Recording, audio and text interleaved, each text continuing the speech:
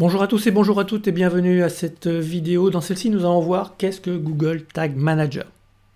Alors je sais que pour beaucoup d'entre vous, Google Tag Manager, c'est nébuleux, c'est quelque chose d'incompréhensible. Et c'est pour ça que je fais cette vidéo, parce que j'ai beaucoup de personnes qui viennent vers moi en me demandant « mais à quoi va me servir Google Tag Manager ?» Et vous allez comprendre l'intérêt d'utiliser cet élément. Si vous êtes un web entrepreneur ou si vous êtes une entreprise, aujourd'hui, vous ne pouvez pas faire autrement que d'avoir un site internet.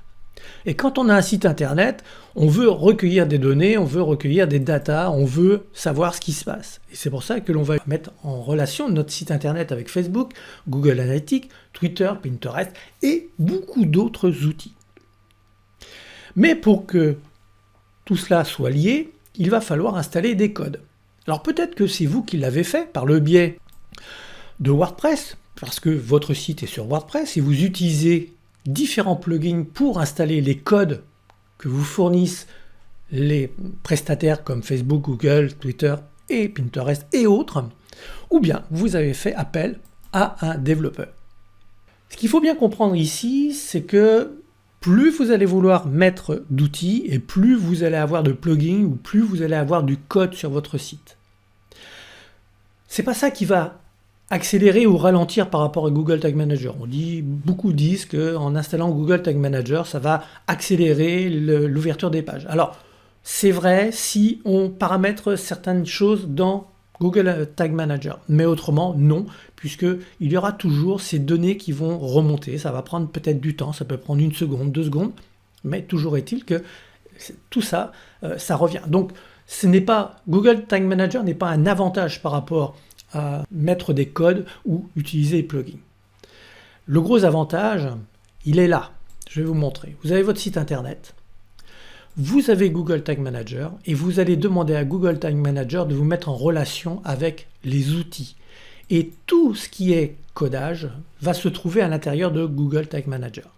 Et c'est là le gros intérêt, c'est que vous allez pouvoir demander des choses très précises, très fines. Vous allez pouvoir aller très très loin.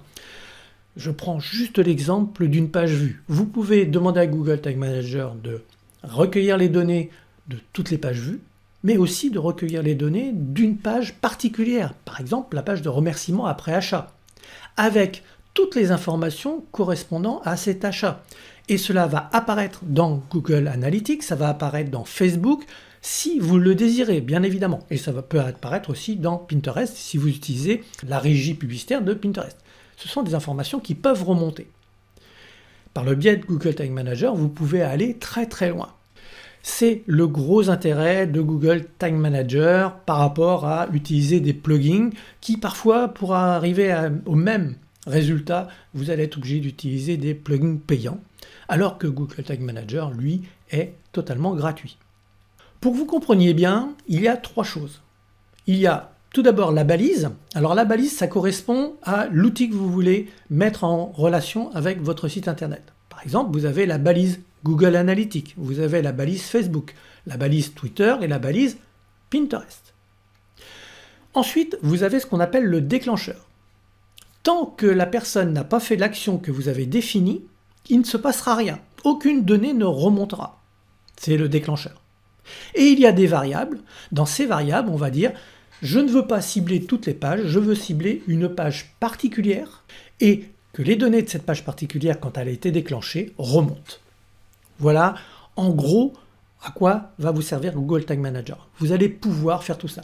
Voilà en quoi Google Tag Manager peut vous être utile. Il faut savoir que Google Tag Manager fonctionne avec quasiment tous les bons outils, que ce soit WordPress, que ce soit votre site que vous avez fait avec un développeur, que ce soit une plateforme de type Learnybox, System.io, etc.